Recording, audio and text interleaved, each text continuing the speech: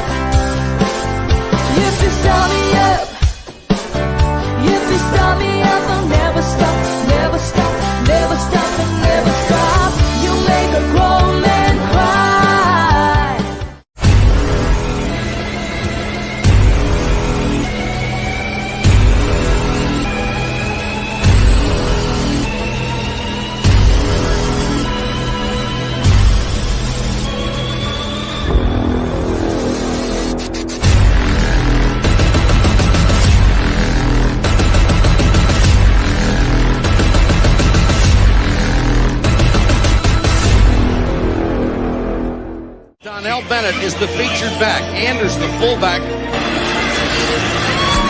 Bennett straight up the middle. Donnell Bennett to the Raider 36. Boy, I'll tell you, Kimble Anders, number 38, gets a sensational block, and that hole is there. Bennett. Touchdown. Donnell Bennett, second effort, gets in for 12-yard touchdown, 21-3. Remember when it was a grinded-out offense that Kansas City had? Kimble Anders, touchdown. Kimble Anders, touchdown Chiefs. Second touchdown for Kimble Anders.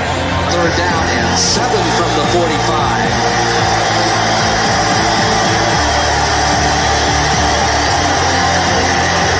Straight drop by Gervach, flips it out to Anders. Can he get the first down? Yes, and a lot more inside the 40.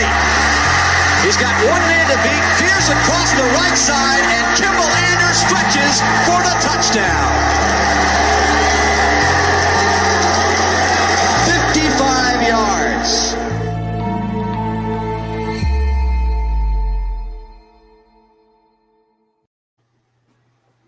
Welcome into 4-Minute Offense, everybody. I'm Noah Gronniger alongside the stars of the show, Kimble Anders and Donnell Bennett. Clint is gallivanting around the country. He's in Vegas right now, somewhere doing something, but he's not really fulfilling his responsibilities here at 4-Minute Offense. We're really disappointed in him. Hopefully Missouri loses to Kentucky tonight. That'll serve him right. But we are here talking about the Chiefs beating the Steelers. They put a hurt on them 36-10. I mean, that is their 8th game in a row that they've won. They started off the season 3-4. They're now 11-4. They are the only team in the AFC to have clinched a playoff berth. They've won the AFC West. Guys, it feels good to be a Chiefs fan right now. Donnell, starting with you, what did you make of that Steelers win?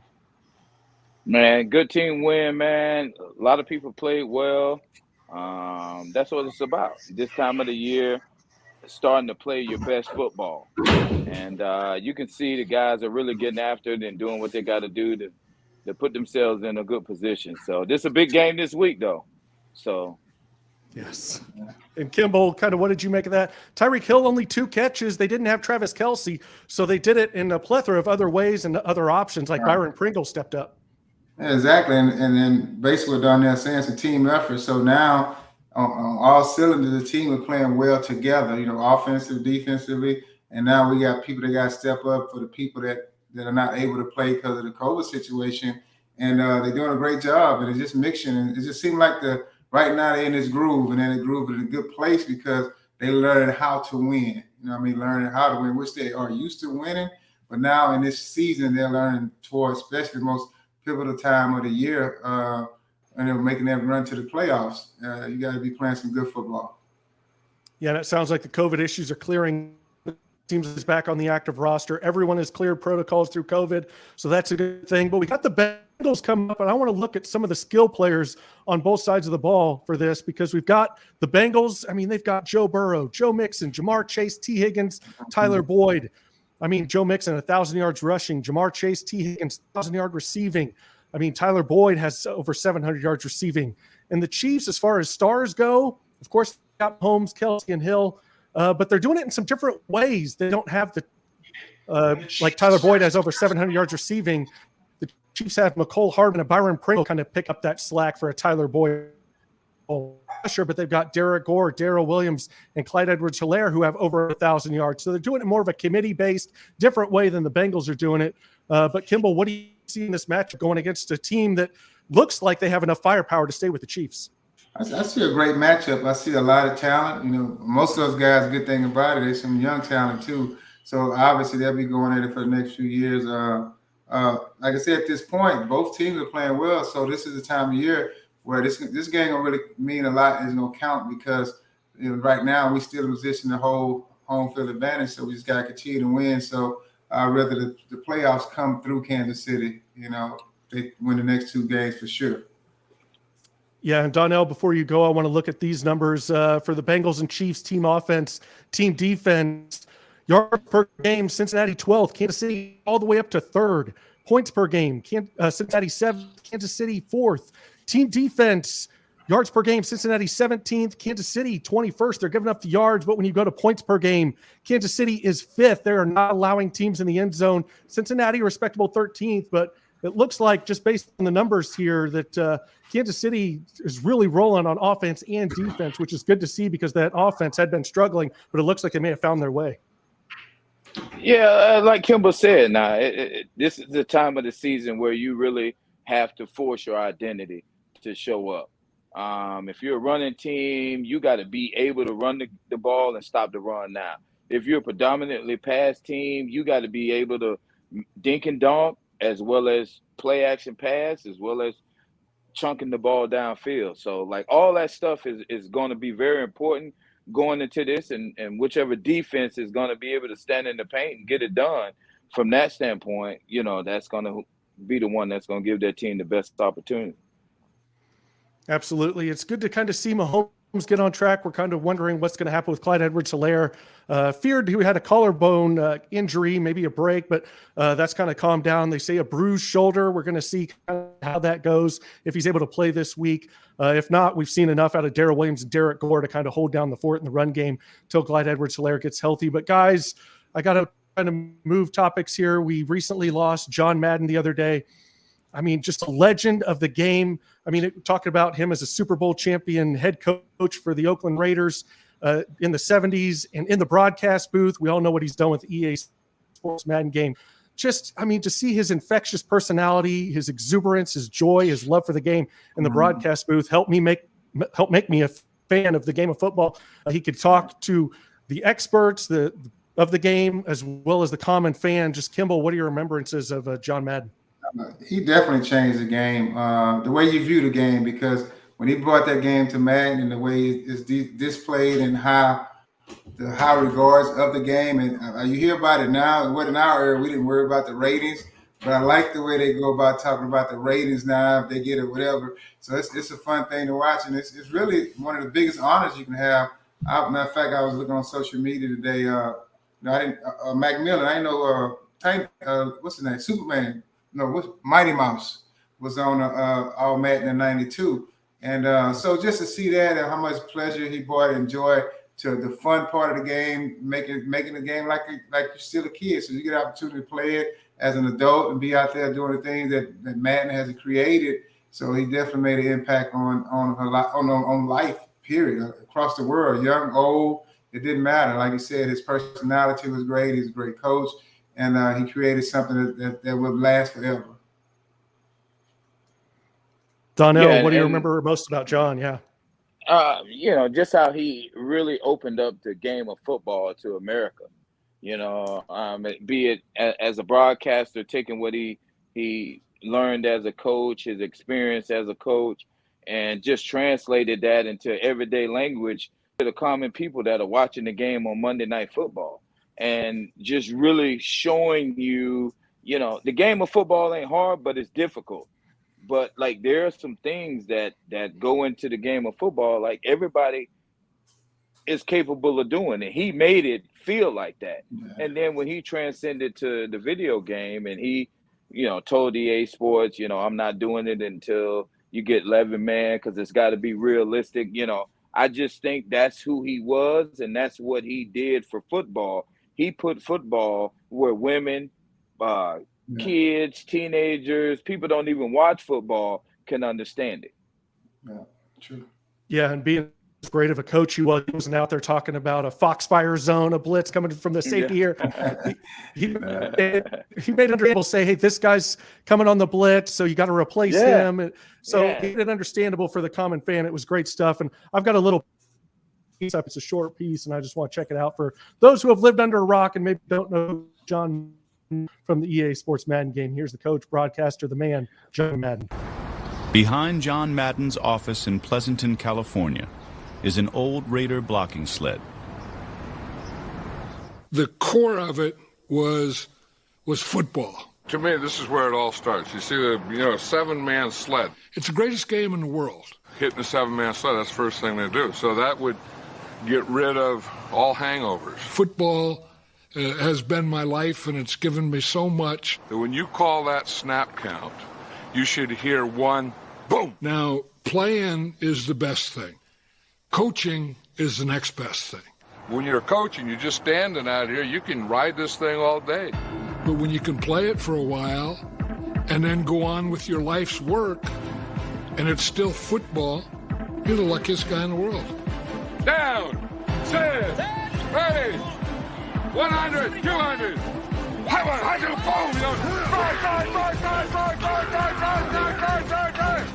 And then you can just ride it the whole thing. Today feels like the second time in my life that I'm being carried off the shoulders of others. Yet instead of off the field, it's into the Hall of Fame. And instead of 5 or 6 guys, today I ride in the shoulders of hundreds of friends, coaches, players, colleagues, family. And I just say this, I thank you all very much. This has been the sweetest ride of them all. Thank you. Madden will always be a part of the conversation, especially at night in the Hall of Fame. After all the people leave, when the last guy closes the door, I believe that the busts talk to each other. Madden would share stories into the wee hours. But when it comes to his own lasting legacy, he's at a loss for words. I don't think about that. I don't think that's up to me. I mean, I honestly don't think about that. I don't know. Crazy to hear him say there at the end, he doesn't know kind of about his legacy and how I understand that it's not up to him, but I think it's great that Fox came out with the All Madden documentary just recently on Christmas Day. They released that, and he got to sit there and listen to a bunch of his former players and broadcasters and people that he touched throughout the game tell him how much he meant to them and what he did for them and their careers. And I think too often that's left for after someone has passed. And I thought it was so great, so wonderful to see him be able to sit there and get that before he passed away, to get to hear that and understand what he meant to everybody. Exactly. And I think one thing Donnell said, he made such an impact. Just the words he just said. I mean, as a football player, that's the way we feel playing football. That's what you out there to do, and you still got to make it fun. At the end of the day, we understand it's a business, but at the end of the day, it's like being in a little league childhood outside playing throw-up football. You always got to keep in mind that's why you're there. You're not there for no other reason. Yeah, and absolutely. And like Kimble and I played the same position. Like we competed against each other every day. Like the normal person, like that type of competition, like we were fighting for reps in the game sometimes. Right. You know what I'm saying? Like, so like hypothetically speaking, you would think that we would not be friends or not be wanting the best for the other person, but like that small concept of that mindset that if both of us do our job to the best of our ability, we're going to be a better team. Like that small concept is never missed. But, John made that explained that the best. I can't even explain it now. Simple. Yeah, But he would break it sit down down so and simple. explain that. And that's what made him like the legend, like the greatest of all time, man. Yeah, we have a couple comments here that I'm going to bring up that kind of touch on what you talked about, Donnell, how he made the game explainable to everybody, women that didn't have the opportunity to play the game growing up, kids that hadn't played yet or were just starting playing in Pee Wee. So here we go. Here's one. As a woman, I loved how he explained the game and to make us understand what was being done and why. That's so huge to be able to do that. It's one thing to be able to want to do that and try to do that, but to do it with so much success that John Madden did. And here's another one from Heather Witten. Amen. John Madden was a teacher as a girl who didn't have the opportunity to play and learn. I could listen to John Madden and learn the game. That is so huge. I mean, just that he was able to do that and give that. Now we see women in the sport on the sideline coaching as referees. Yeah. So I think they need to kind of tip their cap, and we all do, to John Madden, what he was able to do there. Definitely. I agree with you 100%. Oh, we got another comment here. He was also an actor, loved him in Little Giants. He just wanted everyone to love the game like he did. And I think that's a good way of saying it. Definitely. And here's a piece for that all-man that we had talked about. We were talking about the Chiefs earlier. Andy Reid and John Madden were good friends, which I didn't know. Apparently they talked all the time. So there's Andy Reid kind of talking to John Madden in that documentary, and John talking about their friendship and what they mean to each other. So here's that. I'm going to have Skip show you something, a clip here. Just watch it. You know, I really like what Andy Reid did here. I mean, at some point, you have to make a play that's going to change the game. And it took a lot of guts to come in here to Dallas, to Texas Stadium, and on the opening kickoff of the season, kick and call an onside. It's humbling. I mean, that's humbling. And those words of encouragement like that not only are big for me as a young coach, but also big for that city that I was coaching in. Andy Reid is a very good So his support helped me tremendously throughout my career there.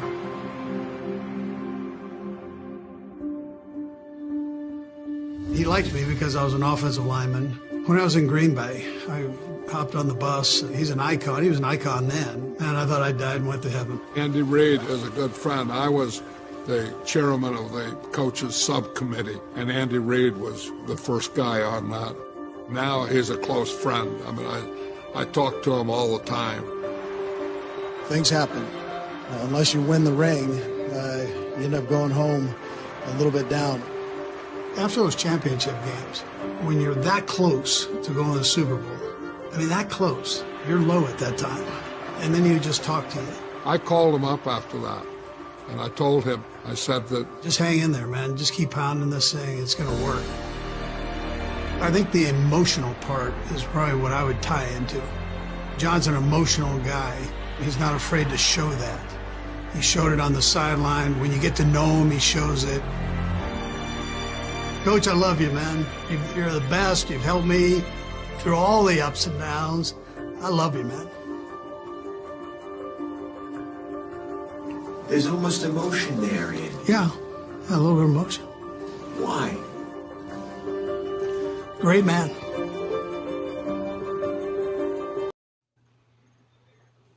You see it, and there's a lot more in there in that documentary. I think they're replaying it tomorrow night on Fox. So if you missed it on Christmas Day, spend time with the family, you can catch it tomorrow night on Fox called All Madden. So definitely look for that, record that, DVR that, because it's a special one. And guys, I had to scour the earth a little bit, going back, because you guys played on CBS a lot. There weren't a lot of primetime kind of big games on Fox, as Pat Summerall, John Madden were the #1 team on Fox that you guys played on. So I had to scour. I found a 97 Chiefs 49ers game and a 98 Chiefs Cowboys game. And I think maybe he might have talked a little bit about you guys, Donnell, Bennett, and Kimble Anders. Let's take a look. Marty Schottenheimer, in practice, I watch him in practice, tells him that every play. Donnell Bennett inside the 10.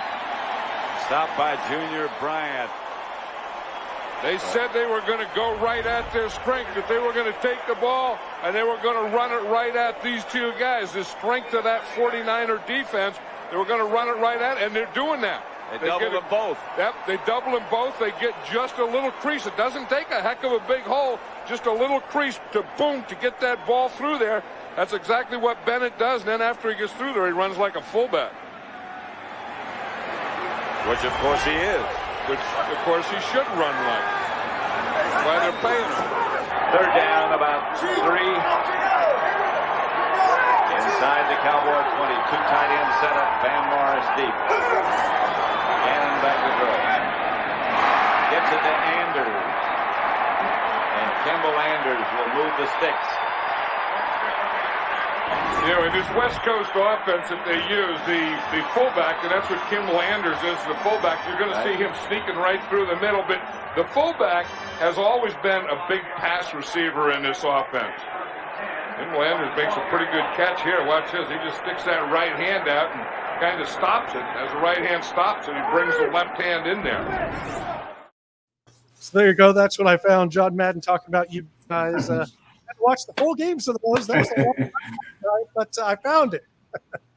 Good job. Bro, I don't know where you found this. I don't know where you be finding some stuff, dude. You know we want. You know you got to send that to us. Oh, of course. Yes, Yeah, I already do that. I've got it ready to go after the show, so no worries there. But man, just what a legacy he leaves. I mean, to the game of football. I don't think anyone's done more, like Donnell kind of said, for the game of football and just bringing the number of eyes and the new audience to it, the new fans of football, all the women, all the kids, all the people that he touched, and all the players. Lawrence Taylor at the end of the documentary says, man, when John Gruden called you a great football player and said he saw something in you that was going to be great, you knew he meant it. It's not like John Gruden, who used to call games on Monday Night Football, who thought everybody was a great player. Anybody who made a good play, they were a great football player, the best thing since sliced bread. When John Madden said it, he meant it, and you knew it meant something. So Lawrence Taylor, go ahead, Kimble.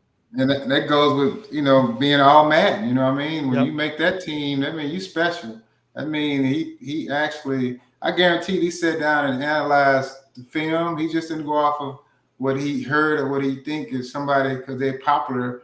I guarantee he sat down and watched the film and picked who he liked and what he thought that was worthy of that course, you know what I mean? So, like I said, man, it's just amazing the way he is. And I will say to me at this end, because the relationship that he built with the coaches and the players and the friendship, and the biggest thing me and Donnell could tell you about that, that's what you get out of playing this game from at every level. It's long life friendship. And that's one of the most important things. I know we're chasing goals, we're chasing money, we're chasing all that. But at the end of the day, that friendship is more valuable than all of it.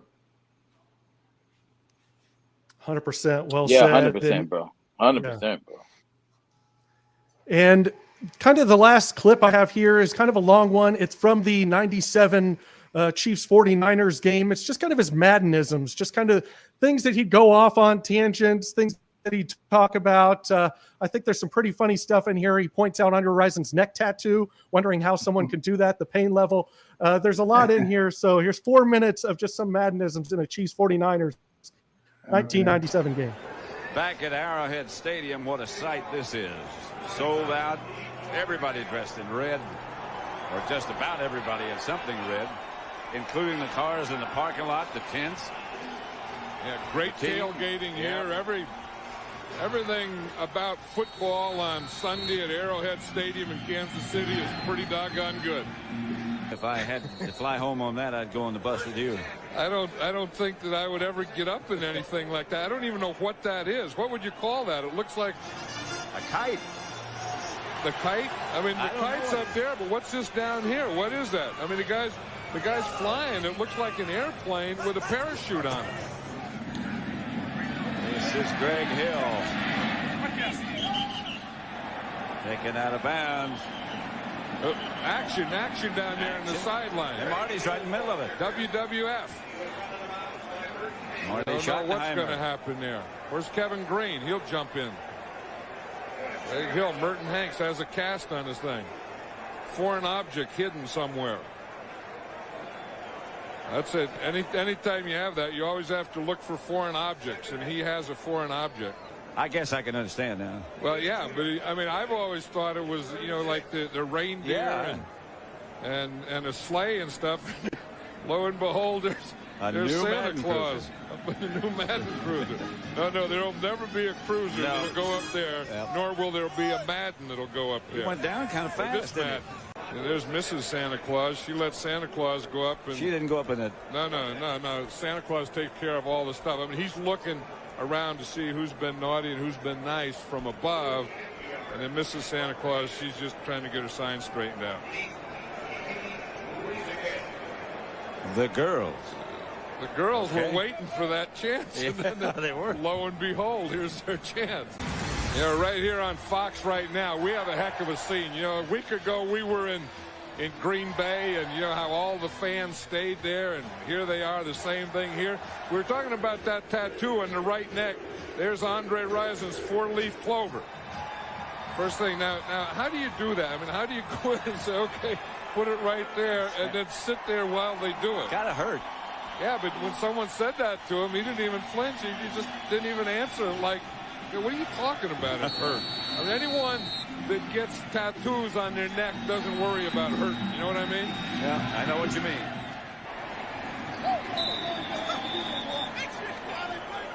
Dana Hughes knocked him out of bounds. Some barbecue outside, and they do a number here. Yeah, they're the best. I mean, when you think of Kansas City, you think of the Chiefs and you think of barbecue, and you think of barbecue ribs, and they got it. I mean, they got big old meats. They got burgers. You don't handle that with your hands now. You get a fork. Oh, yeah. I mean, the linemen handle it with their hands.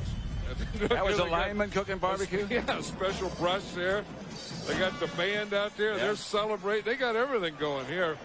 In fact, talking about barbecue, Otis Taylor, remember the great wide receiver for the Kansas City Chiefs? He brought us some barbecue up here in the booth. Big tray. Good-looking tray. Thanks, Otis. Yeah, we did a job on that at halftime, huh? Oh! Marty Schottenheimer got the bucket right in the face. You're supposed to sneak up behind him. Now that's terrible bucket technique. You're supposed to sneak up behind him and do it. And that's an early douse. Greg Hill outside, out of bounds. But that was Derek Thomas. I mean, he looked like he gave it flush in the face. Well, man, they got to work on that. I mean, if they're going to win championship games and go to Super Bowls and stuff, they got to work on their bucket throwing on, because they didn't get anything in the back. They got a little in the ears. That's good. In the face, they got the glasses. But you got to get the back and down the neck and stuff like that. But Derek Thomas, that was a poor one. I mean, that was what it was. Is the technique was bad, but it probably started with poor organization.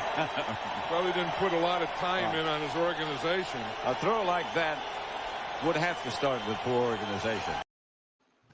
We'll have to get James Hasty on and ask him about his organization skills in the bucket toss. Didn't go quite as well as maybe they had hoped, but great time and a great game, 44-9 there. Donnell, you were in that game, man, pounding away at those Niners. Bryant Young, Dana Stubblefield, right there in the middle, just bashing them right in the strongest point in that defensive line.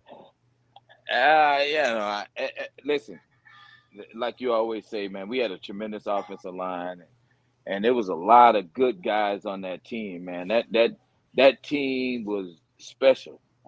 But we did have an opportunity to run the ball against San Fran. They presented some opportunities for us, and we took advantage of it. And we all went out there to do our thing, man. Yeah, and they couldn't stop Derek Thomas. I mean, something about you've got the Jerry Rice and Steve Young, and everyone's worried about the Niners coming in here, and then Derek Thomas and the offensive line and you guys just obliterate them off the face of the planet. 44-9, Mark McMillan, Mighty Mouse with the big interception return for a touchdown, diving into the end zone. Well, during that course, we had probably number one defense in the league. Every year, we top 5 for sure. So our defense was always awesome. Shoot, we had Hasty, Shorty, and then I want to say Mark McMillan came over from the Giants and was the safety. Was he there in '97, Kimble? Yeah, 97, 98, yeah. Yeah, I think Mark was there, and then I don't know who was the free. Oh, Brian Robinson. Old school from the Jets. From the Jets? Yeah, it was B-Dub, I think. Then we had DT, we had Neal, we had Salamua, we had Vaughn Booker. We had it was a bunch of dudes. Then we had the linebackers was Edwards and Davis. Donnie Edwards, but he was young. Donnie was young. And Big Tracy. Big Tracy Simeon. We had the other dude that played on the tight end side. What was his name? Wayne Simmons. Oh, Wayne Simmons. Was he there in '97? He might not have been there yet. No, he was there. If it wasn't Wayne Simmons, it was the other dude that went to the Cowboys. Yeah, he was there. Oh, okay. And then I mean, bro, we had a good team, bro. That was a lot of fun. Yes, 22 years is correct. Yeah. Pat Summerall, John Madden, just a staple, and then Madden went on. 22 years together. Al Michaels, yep. I mean, it's crazy how long they were together. I mean, longer than his coaching career. He said he started getting ulcers when he was too up and down, lived and died with every win and loss. So, like Andy Reid said, he was a very emotional coach. But, man, the Chiefs take on the Bengals this week. What are we thinking prediction-wise? What do we see here? The Chiefs are going up to Cincinnati. Do they come out with a win? I know Joe Burrow just threw for 525 yards against the Ravens. I mean, that's an explosive offense with Joe Mixon and Jamar Chase setting the world on fire. What do the Chiefs look like this Sunday? I think we'll fare pretty well. I mean, not to diminish anything that Joe did, but that was third and fourth string guys, or year guys, however you want to put it. So that was the down the line guys that he had a lot of success on. It's still the NFL, but I would like to say that our defense is a little better than the down the line guys for the Ravens, if not a lot. So I think we're gonna fare well. I think the offense goes out and continuously do the things that they've been doing to put them in good position, and I think the defense to me, we got to stop mixing. Yeah. Don't give them both options to run and pass. Then you're in for a long day. You got to stop something. Yeah. I think it's gonna be a challenging game. It's gonna be a hopefully exciting game on both ends. Hopefully they play well enough.